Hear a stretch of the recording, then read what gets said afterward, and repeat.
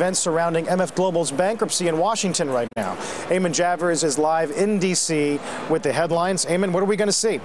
Good morning, Carl. Well, the hearing is already going on, and what you're seeing is something fascinating. It is a hearing that's really all about MF Global, but the chairman of the CFTC, Gary Gensler, has recused himself from talking about MF Global at all because of his personal relationship to Jon Corzine dating back to their time at Goldman Sachs together. So you're going to see senators grilling with questions about MF Global. Gensler not able to respond. He's brought some deputies up. This issue has raised the hackles of Republican senators. Just before the hearing, Senator Richard Shelby of Alabama issued a letter to the Inspector General asking for an investigation into how the CFTC has handled the MF Global issue. He said thousands of customers have been denied access to their funds, and as a consequence, many are facing tremendous hardships. And in addition, Senator Pat Roberts of Kansas was grilling Chairman Gensler, that is, at the hearing already this morning. Take a listen to what Pat Roberts had to say. We must find out what happened with MF Global. Unfortunately, the manner in which Mr. Gensler chose to step aside or recuse himself has raised more questions than it has answered. Why did he not recuse himself from MF Global issues from the beginning of his term if there was a conflict based on his previous relationship?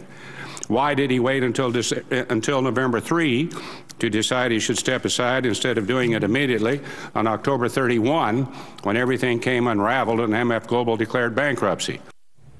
Now, the question in all of this, Carl, is where is Jon Corzine? We have not seen him publicly talking about the failure at MF Global. He hasn't been invited to testify on Capitol Hill about all of this next week. The question is whether he'll show up, what he might say in public if he does resurface, Carl.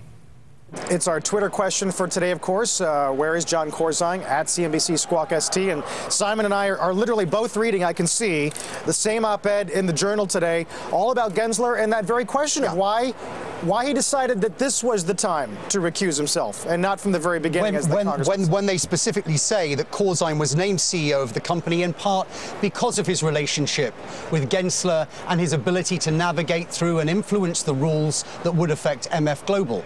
And of course, it became a prime dealer during the period of Corzine and indeed Gensler.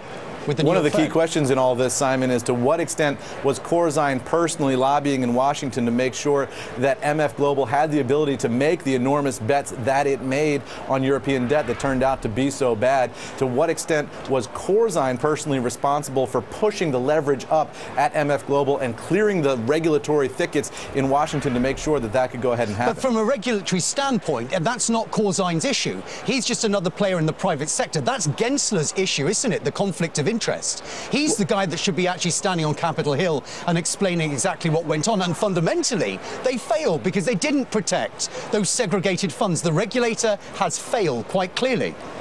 Well, that's the question that we're going to get in today's hearing, and that's why it's so fascinating that right now Gary Gensler is sitting before a Senate committee testifying on this issue. They're going to want to ask him all the questions, but because of this recusal, he's not going to be able to necessarily answer all those questions. He's brought up, as I said, a deputy to handle all the MF Global questions, so he's going to have to respond sort of via a cutout here because he's now stepped away. In that letter to Senator Pat Roberts that he did issue, he said he's not going to handle any MF Global questions, although he did sit in on some of the early meetings on the MF Global failure. At some point, he decided, I better not do this anymore because probably there was so much public outcry about MF Global, he realized it was a problem. Forgive me, I don't understand. I can understand why the guy recuses himself from what is going on now.